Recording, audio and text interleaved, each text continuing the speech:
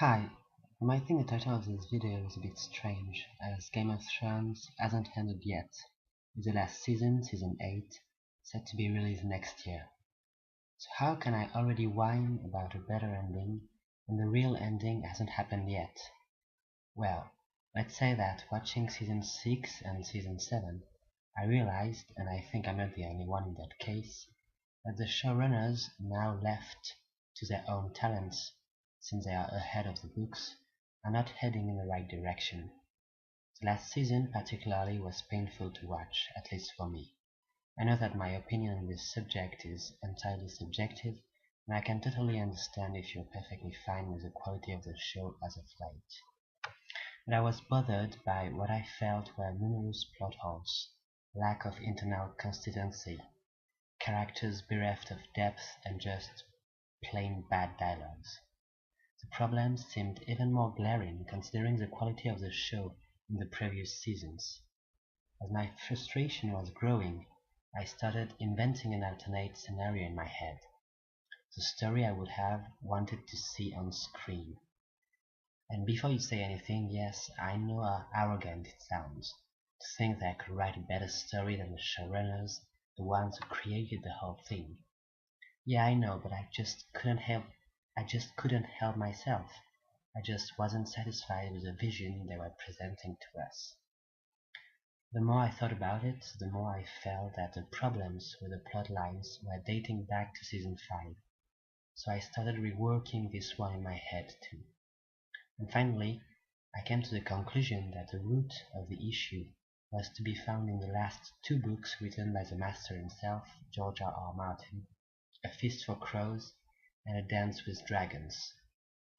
Yes, as painful it is to admit, because I am a huge fan of George R. Martin, and forever grateful for the wonderful universe he has created, I think he has somewhat lost the plot in Book 4 and Book 5. The long wait before the release of Book 6 seems to give credit to this idea, as he might have brought himself into a corner. For me, the original sin was his controversial decision to separate the storylines, to have those two books happening at the same time, with different characters and different locations, hence ending with a book without Tyrion, without Jon and Daenerys, arguably the three most important and popular characters in the series. So that was it. If I wanted to imagine the end to both the book series and the TV show, I needed to rethink the whole plot lines from A Feast for Crows onward. As a little side note, if you're watching this video and you haven't read the book, first go buy them and read them. What are you waiting for? They are masterpieces. Second, I plan to do a video that focuses only on the TV show, so you might check that one instead. And now let's dive into the details. In this video I will only show you very succinctly the main arcs for the main characters for Book 4 to Book 7 in order to give you an overview. But being a bit of a maniac, I have way more details with a description of what's happening chapter by chapter in each book, and it's more than 350 chapters. I will talk about each book more specifically in subsequent videos. Oh yeah, there are also tons of spoilers for all books and all seasons, so you've been warned. So, the first three books, A Game of Thrones, A Clash of Kings, and The Storm of Swords, are for me absolutely perfect. There's nothing to add or subtract, except for the very last chapter of Book 3, when George R. Martin revealed that Catelyn Stark is still alive after having been resurrected by the Red Priest Thoros of Myr. Well, I didn't like that. I thought it cheapened the impact of the Red Wedding, and I didn't see in the next books the purpose of the comeback of Catelyn, so I just decided to get rid of that scene. Yeah, I'm that kind of guy. No respect for good old George and his plot twist. Now, A Feast for Crows. So, if you followed my ramblings, you've understood that I haven't divided the storylines in two different books.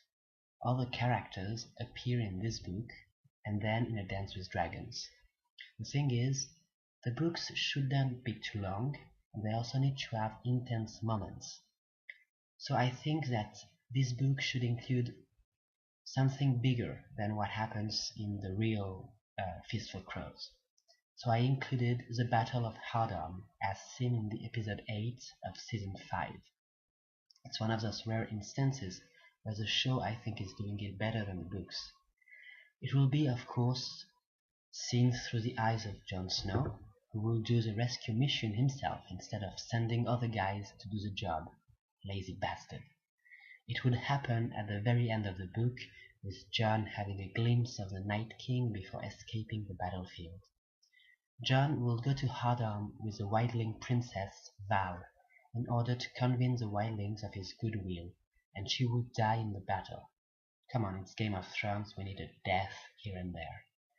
And before that, the Jon chapters will see him being the Lord Commander of the Night's Watch, talking with Stannis, Lance Rider, executing Janos Slynt, and sending Sam to Old Town after switching the babies. In King's Landing, you'll see the rise of the Sparrows. More slowly, as I thought it was done maybe a bit too abruptly in the books, even more so on TV. And this book would only include Marjorie getting thrown in jail, not yet Cersei.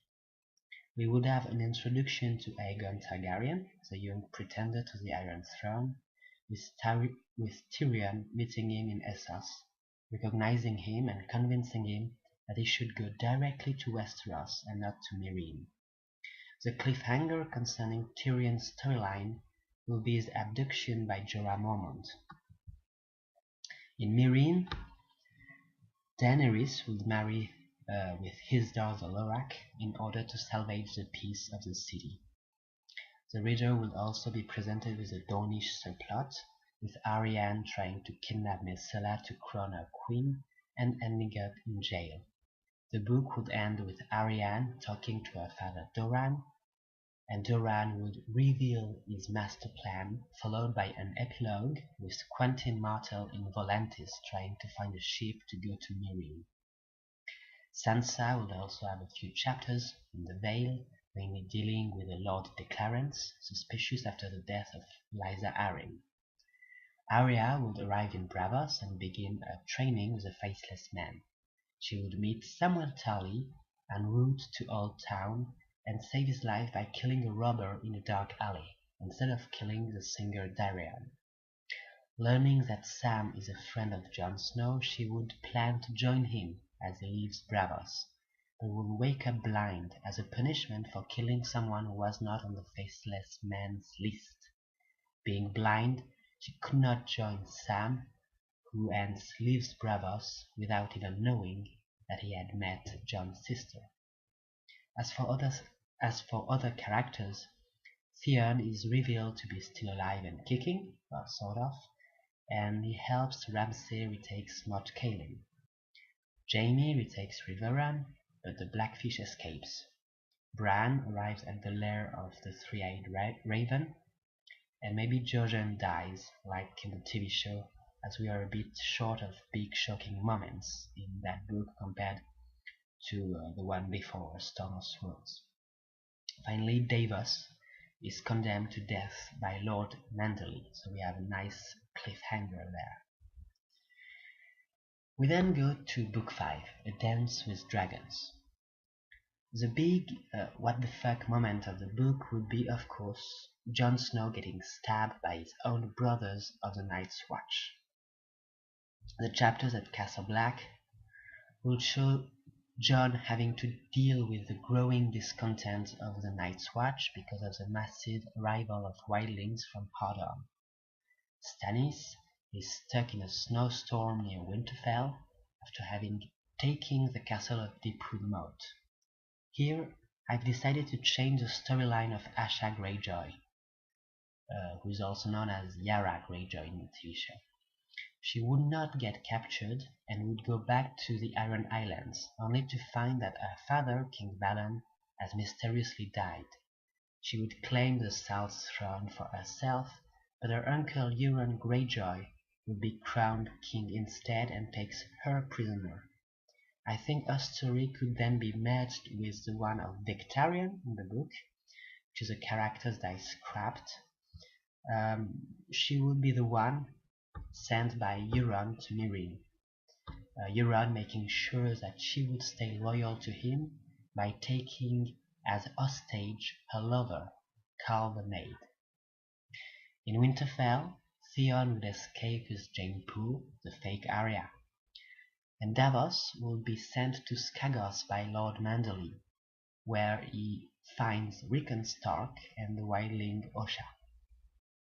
And then they escape the island, which is attacked by White Walkers.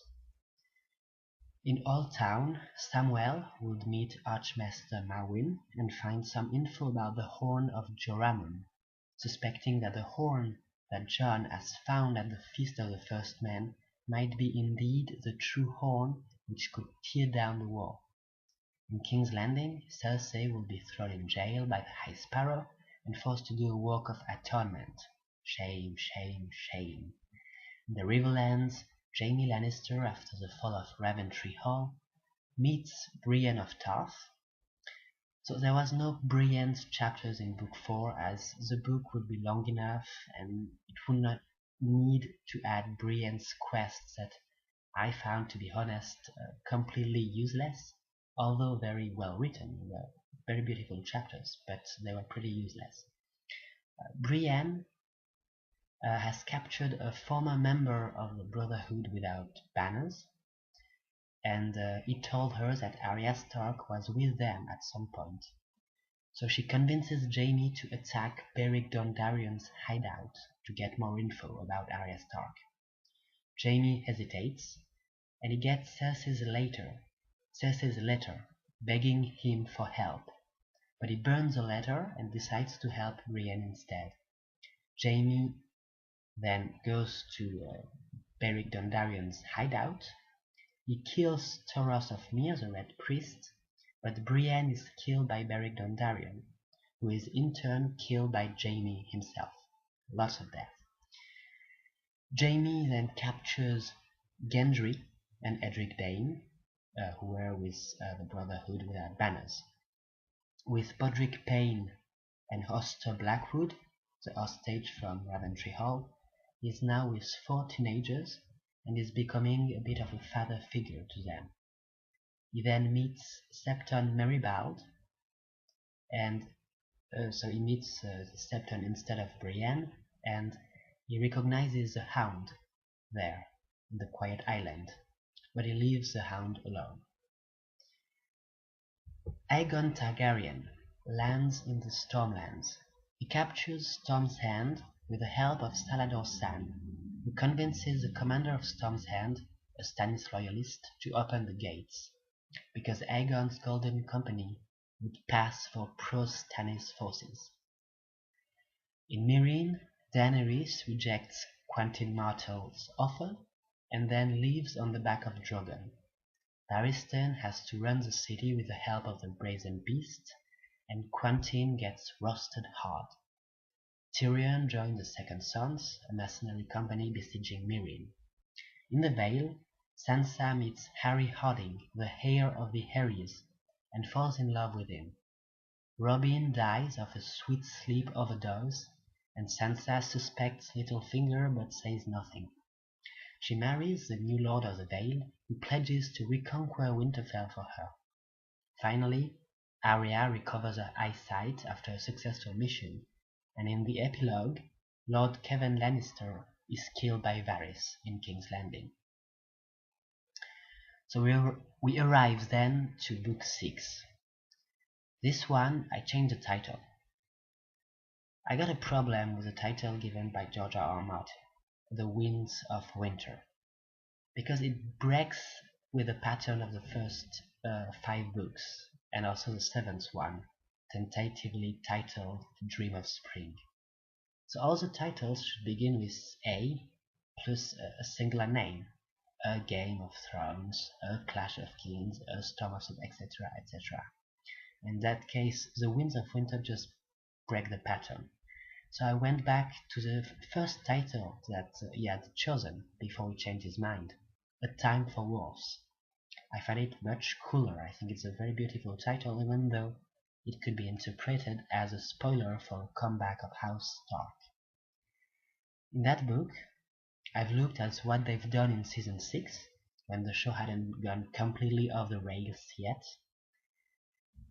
And so the big event would be Cersei blowing up the Sept of Baelor to get rid of the Tyrells and of the Sparrows, Hodor holding up the door for Bran, and the battles in Winterfell and Meereen. In the north, Jon Snow is resurrected by Melisandre with her voodoo stuff, but Jon comes back from the dead as despondent and aloof.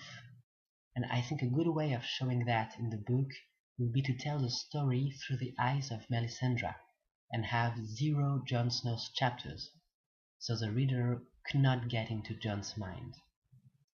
Jon reunites with his brother Rickon, brought to Castle Black by Davos, but Jon shows no reaction, making the reader think that he is somehow dead inside. Melisandre has sex with Jon as she tries to become a Nissa Nissa in order to fulfill the Azor Ahai prophecy. Theon is captured by Stannis after he escaped Winterfell, and Stannis decides to burn him at stake as he has king's blood. But the sacrifice doesn't stop Stannis from being defeated and killed by the Bolton army. Ramsay Bolton becomes Warden of the North after the death of his father Roose. There I'd fancy a scenario where Roose actually dies of natural causes, like choking on a fishbone or something stupid like that, but everybody would think that he has been murdered by Ramsay, because of course that's Ramsay Bolton. I think the idea of Ramsay actually being innocent of a crime is quite funny. Ramsay is attacked by a wildling army led by Tormund and by Jon Snow. And as Jon Snow is about to die during the battle and they are surrounded by the Bolton forces, he is rescued by the Lords of the Vale, led by Sansa's husband, the beautiful and chivalrous Harry Harding. The chapter could be shown through the eyes of Ghost, the direwolf, and at the end, the wolf will be warged by Jon, and we could again read Jon's thoughts for the first time and understand that he has become nearly normal again. Harry Harding will be killed in the battle, leaving Sansa heartbroken. As she is pregnant, she becomes temporarily ruler of the Vale, and she will be regent if the child is a son. Littlefinger consoles her and tries to manipulate her into marrying him, presenting it as a way for the poor unborn child not to grow up without a father. It will then be revealed, but only in the last book, that Littlefinger has in fact ordered one of his men to kill Harry in the middle of the battle, so he could marry Sansa and become the ruler of both the Vale, through Sansa's child, the North, through Sansa herself, Littlefinger being before the battle unaware that Rickon and Bran were still alive, and also the Riverlands, because remember that Littlefinger is Lord of Harrenhal. In King's Landing, Marjorie gets out of jail thanks to an alliance between King Tommen and the High Sparrow. But that enrages Cersei even more. Jaime, back in the capital, breaks up with Cersei. Gendry is captured by Cersei when she learns that he is a Baratheon bastard, but he is saved by Arya Stark, who left Braavos and the Faceless Man. Cersei has to face a trial, and she demands a trial by combat to the High Sparrow. The High Sparrow unexpectedly accepts after he learns, thanks to Jaime, that the Hound is still alive and now a man of faith. Cersei refuses to go to a trial, and the High Sparrow sends Jaime and the Hound to the Red Keep. And the two Clegane brothers face off as the Sept blows up. The Hound is killed, but the Mountain is seriously wounded and later killed by Arya Stark. After the destruction of the Sept, Cersei has to face the rebellion of the small folk of the capital and the suicide of King Tommen. She crowns herself queen, but the city is immediately besieged by Aegon Targaryen, who has allied himself with the remaining Tyrells, Olenna Tyrell and her grandson Willas, and the Martells. Cersei then threatens to blow up the whole city with what she has left of wildfire, and Jaime has to kill her, mirroring his action against Aerys, the Mad King. Jaime then opens up the gate of the city to Aegon, who is crowned King of the Seven Kingdoms, and allows Jaime to take the Black. Aegon names Arianne Martell Hand of the King, but he refuses to marry her as he plans to propose to Daenerys. Old Town is attacked by Euron Greyjoy, who takes Gilly as a salt wife. Sam realizes that the horn of Joramun has been stolen in the attack, and he goes to King's Landing to try to convince the new king to attack the Iron Islands. In Meereen, Barristan Selmy defend the city against the attacks of Yunkai and Volantis. Tyrion joins Barristan, who tells him that he might be a secret Targaryen, as his mother was raped by King Aerys on her wedding night. I know that this is a controversial theory that a lot of people dismiss, but I think that it fits well the idea of having 3 Targaryens for the 3 heads of the dragon, Aegon being a fake Targaryen as it will be revealed in Book 7. Moreover, the fact that in the TV show they decided to kill one of the 3 dragons, I think paradoxically reinforces that theory. I don't think George R.R. Martin will have a dragon killed in such a stupid fashion, but the showrunners felt obliged to do so, as they have put no clues about a possible Targaryen Tyrion, unlike the books where those clues exist. So instead of saying out of nowhere that Tyrion was a Targaryen, I think the showrunners just decided to get rid of the dragon altogether. Anyway, Barristan dies as he is holding the Great Pyramid against Yunkai attacks. But he sees before his death Drogon, the dragon in the sky of Meereen, and then he knows that his queen hasn't abandoned him. Daenerys, who had earlier rallied to her cause the Dothrakis with the help of Drogon, destroys the Slavers' army. She meets with Tyrion and with Asha Greyjoy, who has arrived with her fleet. She leaves Meereen for Westeros with the Greyjoy's fleet, leaving behind the 2 men in love with her, Dario Naharis with his 2nd sons, and Jorah Mormont, to rule the city in her name. Back in Winterfell, he assists to a moving reunion of the Stark family, as Bran, rescued by Benjen after the Hodor episode, joins Rickon, Sansa, and Jon in Winterfell. Now, remember Madge Mormont? You might not, as she hasn't appeared since Book 3. Well, Madge Mormont was the one sent by Robb Stark with the royal order legitimizing Jon Snow. She pops up in Winterfell with Howland Reed, with whom she was hidden in the neck the whole time, convincing the Lords of the North of proclaiming Jon Snow king in the North. Howland Reed tells Jon Snow who is his mom, as he was at the Tower of Joy, and Bran confirms it with one of his weird visions.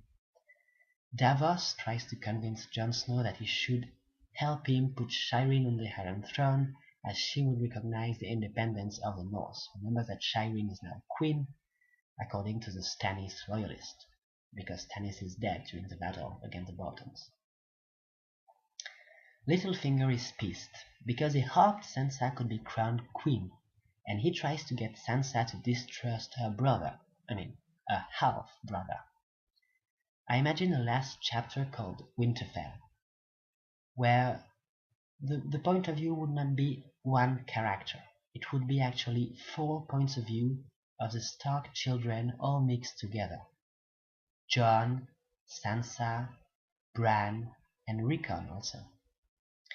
And then the epilogue, just after that chapter, would show an Ironborn stealing a boat to Euron's fleet and heading north of the Wall on the frozen shore. The Ironborn is revealed to be Jaqen H'ghar in disguise, who had stolen the face of one of Euron's sailors during the attack on Old Town. Now remember that Jaqen was in the Citadel, as shown in the prologue of A Feast for Crows.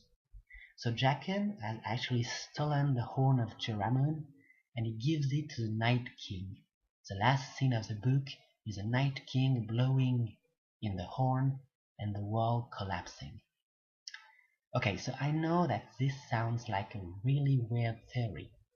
I don't think a lot of people will follow me with their tinfoil hats on that one. But I kind of think that it makes sense for a cult dedicated to death, the many-faced god, to work for the White Walkers. So if you think about it, the White Walkers will bring the gift of death, which is all what the Faceless Men are about, very quickly and to a lot of people. And I think it also ties in with the theory that the Faceless Men, who as slaves in the mines of Valyria, were the ones responsible for the doom. So in a fight between a dragon queen from Valyria and the White Walkers, who do you think the Faceless Men would choose? The White Walkers. You can imagine that Jaqen, before meeting Arya, was trying to find the horn, and that would explain why such an amazing guy had been captured stupidly and then sent to the wall. That's because he actually wants to go to the wall, because he thinks the horn is in the wall. But then he gets new info that sends him to the Citadel. And then in the Citadel he meets Sam. I know the theory is quite far-fetched, and there's not a lot of clues in the book. But, I need a way to destroy the wall. And I think that this theory is really not worse than the one involving a dragon that died because a Night King threw a javelin at him, like they did in season 7, unfortunately. So finally we arrive to the last book, book 7, A Dream of Spring. It begins with a prologue showing Euron persuaded by a red priestess that he is Azor Ahai. Euron sacrifices Gilly's baby because he knows the baby is actually the son of a king, so he has king's blood. Then you have Melisandre arriving from Castle Black in Winterfell to warn them that the wall has collapsed. So Jon prepares Winterfell for a siege, as Sansa leaves for the Vale and Davos goes to King's Landing with Littlefinger. Bran meets the Night King in the Waywood of Winterfell to parley. The Night King is accompanied by some children of the forest, who reveal they are working with the White Walkers to try to get their lands back. They offer a deal to Jon Snow. All the humans should evacuate the whole continent of Westeros, as it belongs to the children, the first men having come thousands of years ago from across the narrow sea to destroy the way of life and the culture of the children of the forest. During the First War for Dawn, the children were divided, and some, disapproving the actions of the White Walkers, decided to help the men defeat them and build a wall. But recently, thanks to the sacrifices made by Craster, north of the wall, the White Walkers have been able to rebuild an army. And now they pose their conditions. But Jon Snow refuses that deal, saying that the men belong to Westeros as much as the children. The Night King then gives Jon the head of Benjen Stark before leaving. Daenerys arrives in Dragonstone. She burns Euron's fleet with her dragons, after Asha decides to break her promise to Euron. Euron is critically wounded but is able to flee with his ship, the Silence. Daenerys then meets Davos, who asks for help. But she doesn't take the White Walker's threat seriously, and she asks for both Jon Snow and Shireen to bend the knee. However, she accepts that Davos collects dragon glass, and he sends Asha Greyjoy and also Samuel Tully, who has managed to talk to the Queen, to the north with Davos. Littlefinger then speaks to Daenerys, and he tries to convince her that Jon Snow is dangerous. The Queen speaks to Varys, who came to Dragonstone to negotiate a marriage with Aegon. She then confronts Aegon in King's Landing, and she asks him to prove that he is a true Targaryen by riding a dragon. Aegon tries in spite of Varys' warning, and is burned alive. Varys then revealed that Aegon was in fact a Blackfyre, a member of a bastard branch of House Targaryen. I won't explain that, but you can find a lot of theories on the internet that show all the clues for that Blackfyre scenario. Daenerys is then crowned Queen of the Seven Kingdoms and names Tyrion Hand of the Queen and Lord of Casterly Rock. Back in Winterfell, Jon Snow is killed by the White Walkers as Winterfell falls in their hands. They head to the crypts where they awake a dragon made of ice. Again, you have some clues in all the books showing that there might be an ice dragon in the crypt of Winterfell. It's a bit far-fetched, but I think an ice dragon is pretty cool. Some survivors from Winterfell manage to flee, thanks to the arrival of Davos and the Greyjoy army with their dragon glass. Rickon is killed in the attack, because I honestly don't care about him, but Bran survives. The survivors are found by a rescue mission led by Jaime Lannister and Howland Reed. Melisandre has brought with the survivors the dead body of Jon Snow, and she declares that this time she could only resurrect him with the sacrifice of someone with royal blood. She decides to burn Queen Shireen at stake, despite the protest of Bran. Davos tries to stop her, but Melisandre kills him. Jon Snow is resurrected, and after realizing that Melisandre has sacrificed Shireen, takes the sword of one of Jaime's squire and sticks it into the heart of the Red Priestess, hence recreating the Misa Misa prophecy. The sword used by Jon happens to be Edric Dane's sword, the legendary sword used by Arthur Dayne. It lights up and it becomes Lightbringer. In the Riverlands, Arya kills Walder Frey but realizes that revenge is futile. With Gendry, she joins up Jaime's rescue mission, but she is killed by the White Walkers. However, she manages to warg into a direwolf Nymeria, who had come to rescue her. Bran tries to use his magical powers to recreate the Hammer of the Seas, the curse used by the children of the forest to flood the Neck 1,000 years ago. By doing so, he only delays the advance of the White Walkers, because they freeze the water and then attack the south again. Asha Greyjoy is sent by Jon to the Iron Islands to try to steal from Euron Greyjoy Dragonbinder, the legendary horn that could maybe tame the Ice Dragon. She is joined in this mission by Samwell Tully, who wants to rescue Gilly.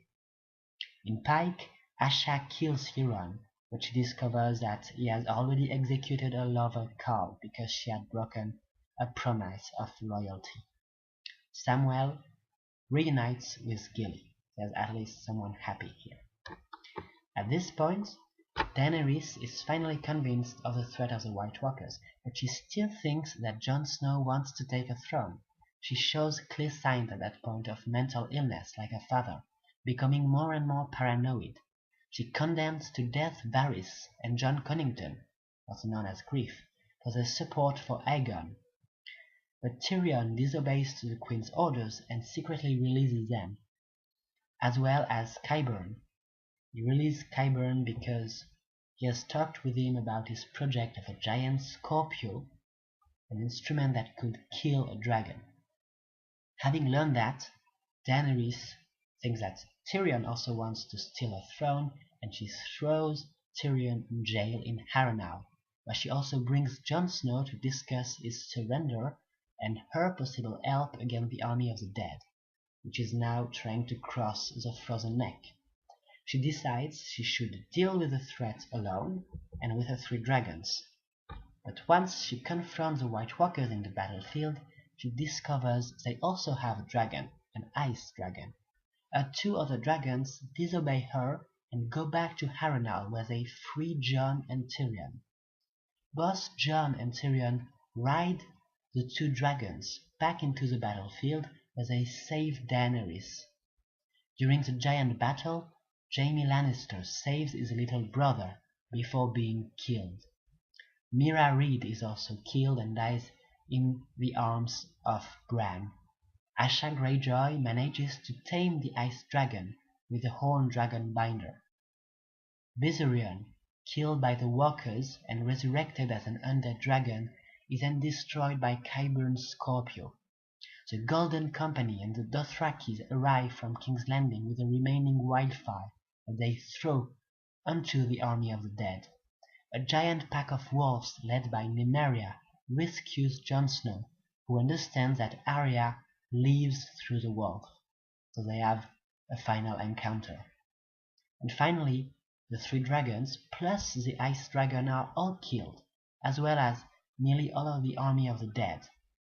But the Night King remains, and Jon Snow fights one-on-one, and they both die. The battle for Down has been won by the forces of light, but they've paid a heavy price. Daenerys recognizes her mistakes, and she apologizes to Tyrion.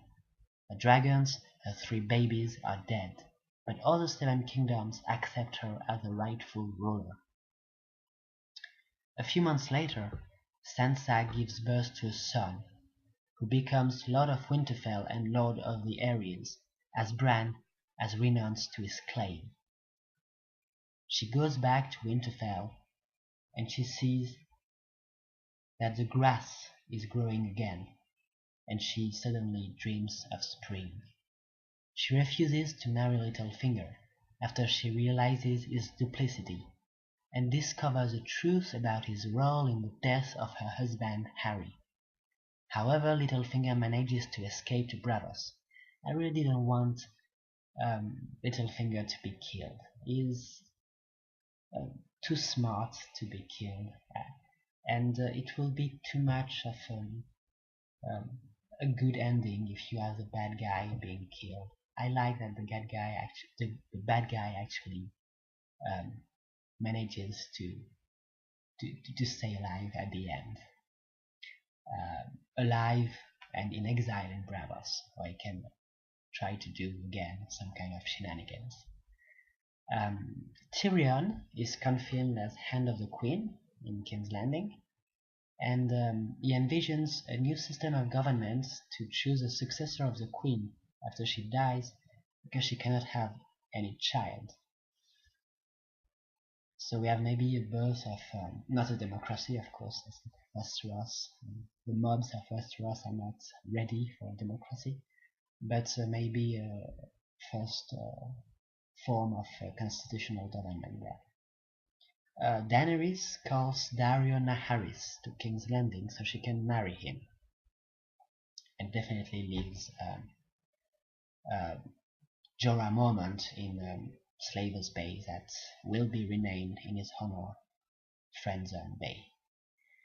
Daenerys sends the Dothrakis back to Essos because they kind of caused some trouble by pillaging everything, and she gives the lordship of the Stormlands to Gendry, the Baratheon bastard, the only guy with Baratheon blood remaining in the landscape. And also Gendry had helped save her life during the Battle for Dawn. Bran goes with Osha to the Isle of Faces in the Lake of the God's Eye, and there he connects with the wayward World Wide Web, and he understands that he is actually Bran the Builder, and he has to go back in time to build the wall. There was also an episode earlier where he actually mixes everything up, and he makes King Aerys mad by always screaming, burn them all. But Bran was actually trying to warn the king, not Aerys, but actually the Targaryen, Aegon Targaryen, that he should burn the bodies of the dead. But again, Bran fucks everything up. The Night's Watch being dissolved, Samuel Tully, goes back to Hornhill to become Lord, as his father and brother both died in the Battle for Down. He asks Gilly to become his wife, and in the very last scene of the whole series, seen from Gilly's point of view, she enters the library of Hornhill, and she sees her husband working on a manuscript. He explains to her that he wants to write down all the events that he has witnessed. As she asks him what title he has chosen for the book, he answers, A Song of Ice and Fire.